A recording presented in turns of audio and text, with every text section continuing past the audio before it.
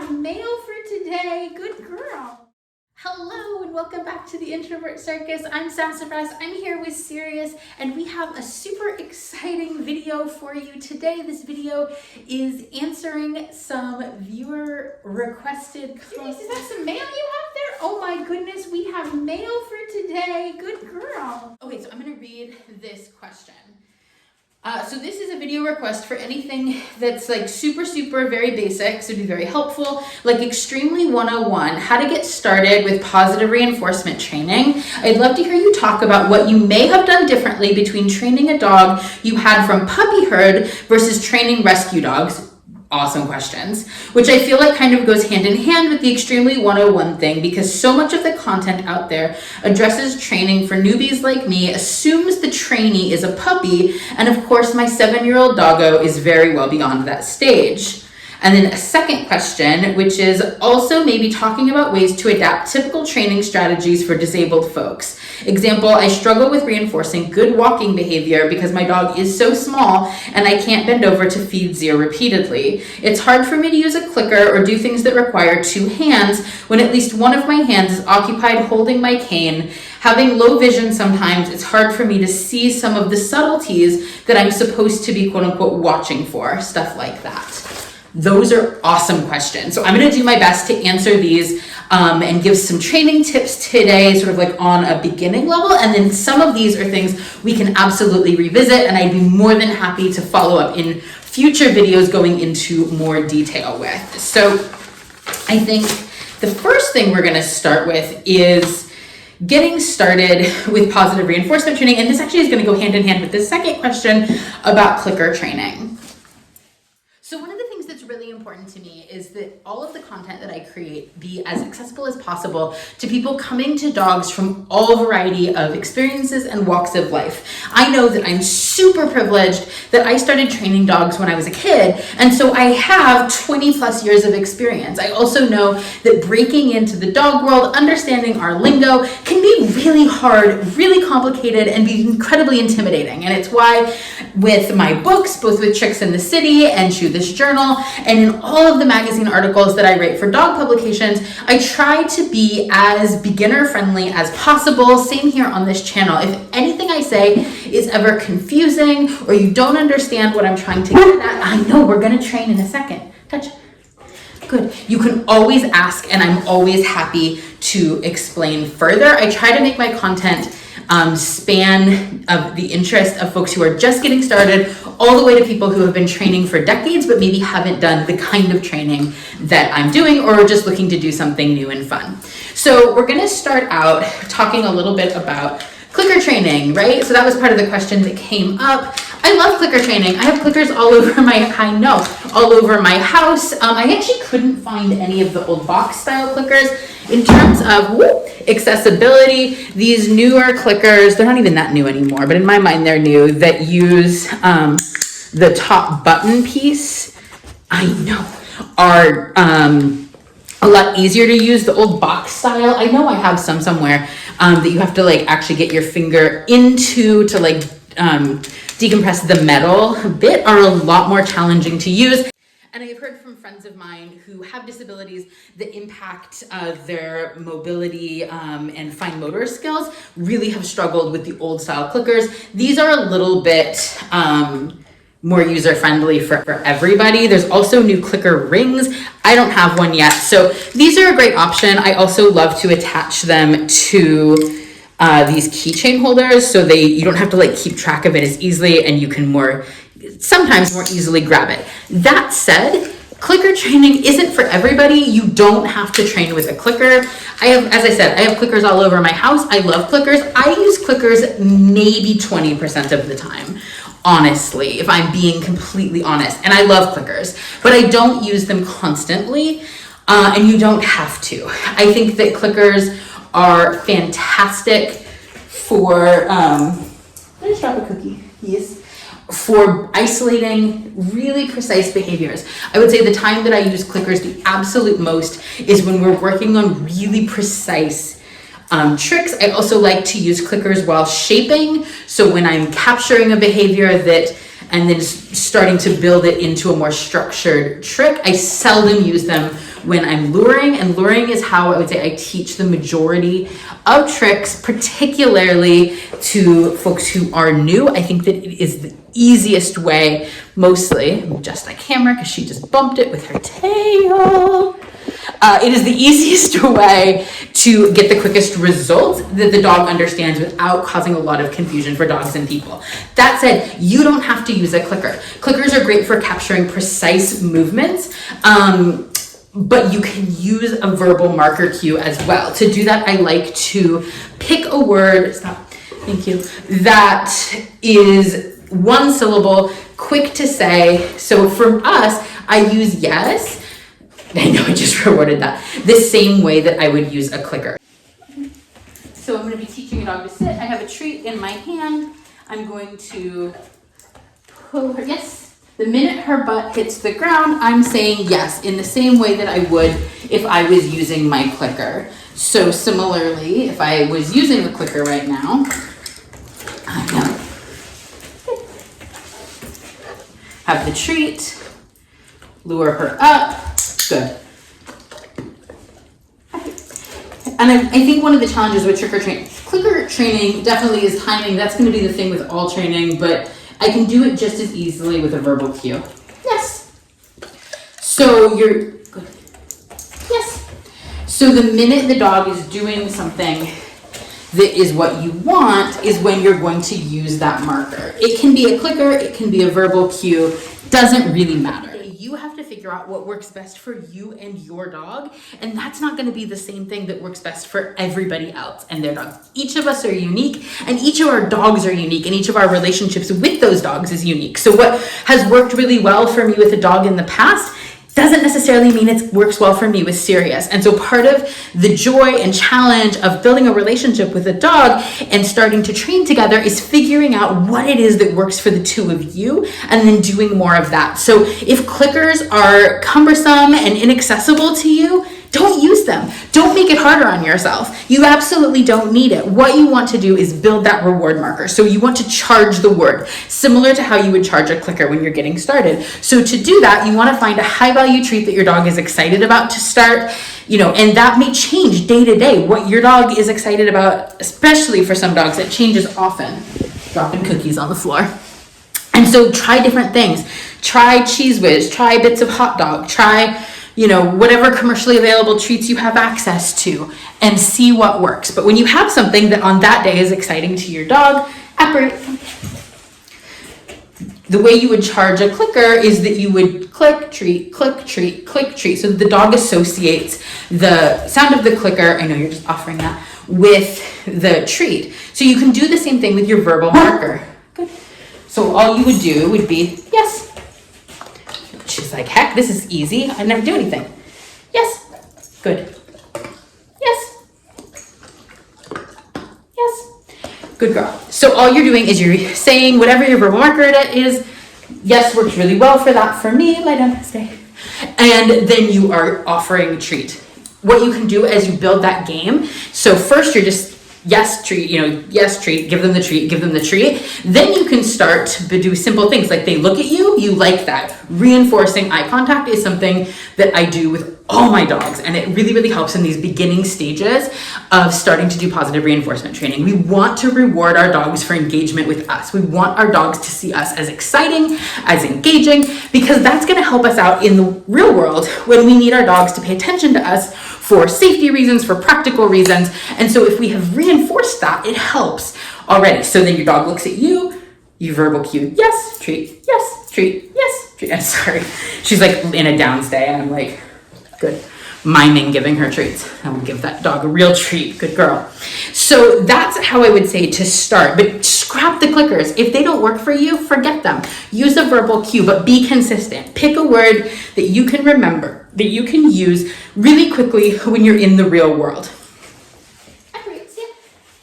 One of the huge benefits of having a giant dog is if we're in the world and I want to reward her, it's very easy for me to reach down and do that, which I do all of the time for attention on our walk. When I ask her for attention, we're walking through a park and somebody decides to throw a chuck it ball and she's next to me on a leash, and I'm like, I'm going to reward that nice behavior, which is you focusing on me instead of somebody else's dog running past you, right? But that's not as easy when your dog's down here.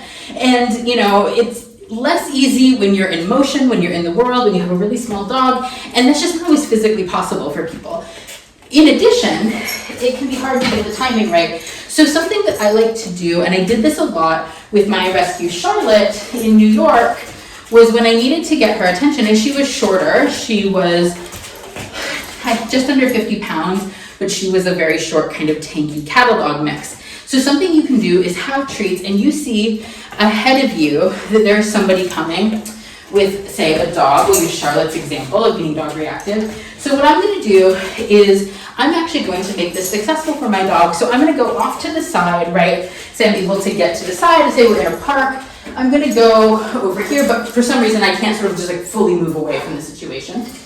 And I'm going to take treats that are in my hand, and I'm just going to scatter them on the ground. I wouldn't even have to bend down. I only did because they're going to bounce on this matting with the treats I'm using right now. So you just take 2, 3, 4 treats, just drop them within the range that your dog can reach. Your dog is now good. Praise your dog while they are eating the treats. You can add a cue to it so they know to look once they find it.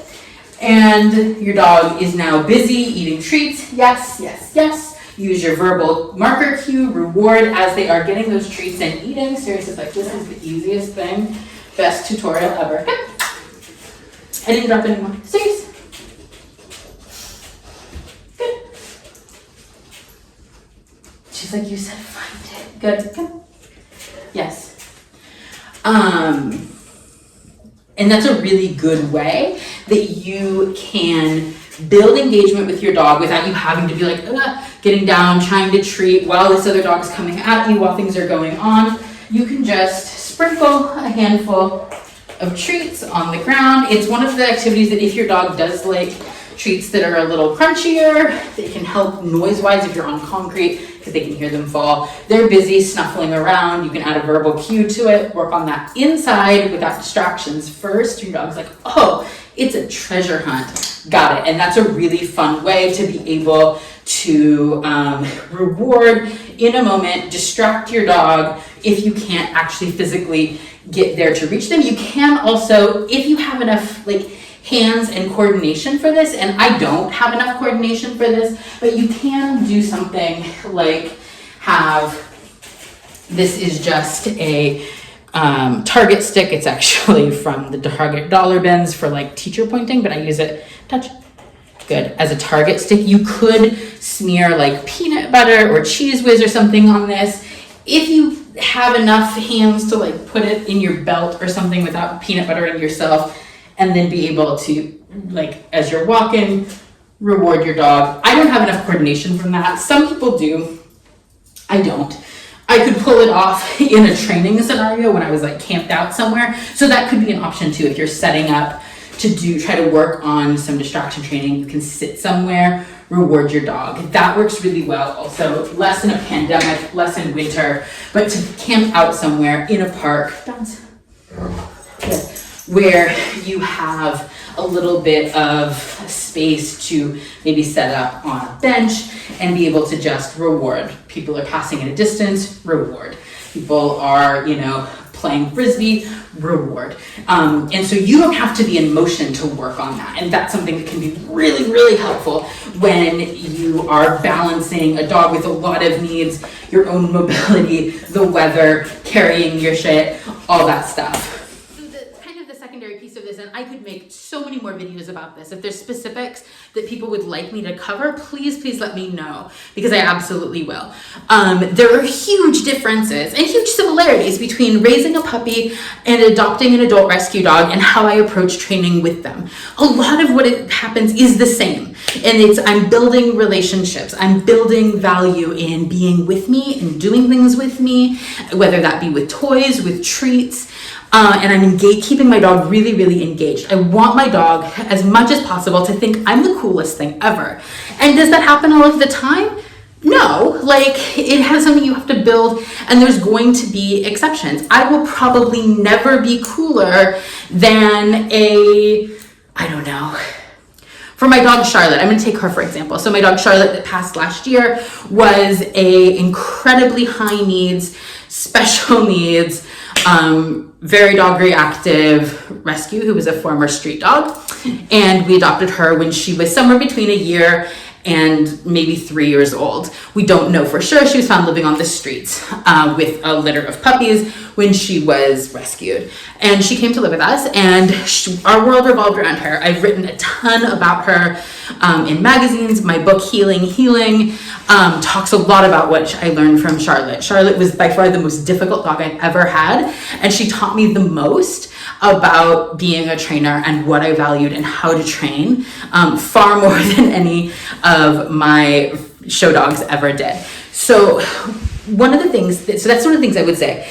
Focus on relationship building, regardless of the age of the dog coming home with you, is key. But also be realistic with yourself and the goals that you're setting, and meet your dog where they're at. What you can expect in those moments is going to differ dog to dog. Don't compare your dog to other people's dogs. And that's true with puppies and adult rescues. But with rescues where I know that there is a whole rehearsed history of behavior, I'm going to go extra slow. I'm going to really, really focus on attention-based games. And I can do a whole video on that, what the watch game is. I love the watch game where you're getting your dog to watch you and reward, watch, reward, watch, reward. That's something you can use a lot out in the world, and it's going to help a lot. So I can make a follow-up video about that. I'm cognizant of the fact this video is getting quite long. I want to just make sure I touch on things.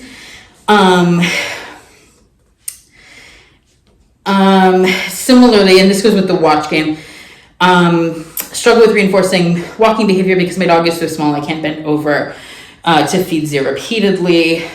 Okay, so, and I think some of this, again, practice the walk behavior. Practice what you want. What are you looking for there? You're looking for your dog to be near you. Build value in that inside. You can do it in a chair. You can do it starting sitting on the floor if that's possible for you, or both of you on furniture.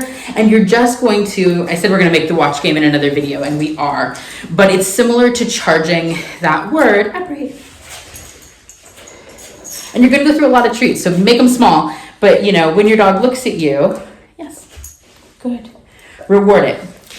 And when you can start to add in the leash inside, you can work on leash manners inside, sitting down, standing up if that's possible for you, without having to navigate walking around. I know you can work on that inside, and just build those foundations. And I can make a whole video about the watch game, but the very, very brief part of it is you're rewarding your dog's attention on you whenever you can capture it. So you see it, your dog looks at you, boom, reward. Marker word, treat. Marker word, treat. So yes, treat. Yes, treat. Dog looks at you. And that's what you're going to start building on, but you're going to start doing it in the least distracting environment possible. So in your house when nothing else is going on, then maybe if you're living in an apartment building, you move into your hallway, and then you move into your lobby, and then you play the game outside when the street's empty, and then over time are able to play the game when the street's busier, when you're in a park. But you're, as much as possible, trying to keep your dog successful by rewarding behavior that you want anytime you do see it. And we miss it sometimes. None of us have perfect timing. I don't have perfect timing. I sometimes miss the exact moment I wanted to reward, but we do the best we can, and our dogs are incredibly resilient and incredibly forgiving. And, and eventually the timing works itself out the more practice you get. I think that's something that people who are newly sharing their lives with dogs and new to dog training get really hard on themselves about, because they want to get the timing perfect, which is great. We all want to get the timing perfect. But if you're new at this, it's not going to be perfect. None of us have perfect timing, and it's something you can work at slowly, getting better at. You want to, as much as possible, get that reward in right as your dog starts to engage with you and before they go over a threshold. If you're dealing with a rescue who has reactivity issues, that's a whole other training scenario, and there's going to be situations that you're not able to get their attention or have their attention. And ideally we try to stay under threshold. We try to keep them at a distance where they can focus, but the real world happens, especially if you're living in a large urban environment. We lived with Charlotte for the vast majority of her life in New York City. You can't always get it. You can't always control the world around you, and we do the best we can, and our dogs forgive us, and we move on, and we do everything we can to create that distance and keep them safe and comfortable. But sometimes a dog runs across the street, they're closer than they would like, and we just pick up and train again the next moment. So I hope that answered some of those initial questions. I think the big part comes back to do what works for you. Prioritize the training things that are meaningful to you. There's not right or wrong ways to do this. There are some things that really matter to some people to train, and other people don't care at all. And that's true for new people to the dog world, and that's true for people that have been in dogs for 20, 30, 40, 50 years. I know some trainers who are world level international competitors who never teach their dogs not to jump on people because they like it, and they never teach it. They never teach their dogs not to beg and bark for food. Doesn't matter to them. It's not a priority in their lives. Whereas there are tons of, people who love their pet dogs, and their top priority is, I need my dog not to jump on people. There's no right or wrong answer here. We all have different homes. We all have different lifestyles with our dogs. You have to figure out what matters to you and your dog, and then we can start to teach that. You can start to build on that. But what matters most is what makes sense to you guys, and figuring out a way to do it in a way that is fun and accessible to you and your dog. So just before I go, I want to say, in terms of working with an older dog who is a rescue, versus a puppy, there are things you can never get back. I know this, I kind of am rambling, but in that question, when I bring a puppy home from a breeder that is a responsible, ethical breeder that has been doing early socialization, and that puppy has had kind of the ideal situation from the moment it was born, that's great. But they're still individuals. They still get wild hairs. They still do silly things. But it's also really important to recognize that when you're working with a dog who has a whole past history of experiences, good and bad, and practicing behaviors that are good and not so great, it's going to take time, but it's not a lost cause. People will talk a lot about the socialization window between, between 3 weeks and 11 weeks for a puppy, when they're learning and experiencing and understanding the world. And that's real, and we can't get that back. That's something that is permanent about what your dog's experience is. But that doesn't mean your dog that didn't have an ideal puppyhood, didn't have ideal socialization experiences, is a lost cause. Far from it.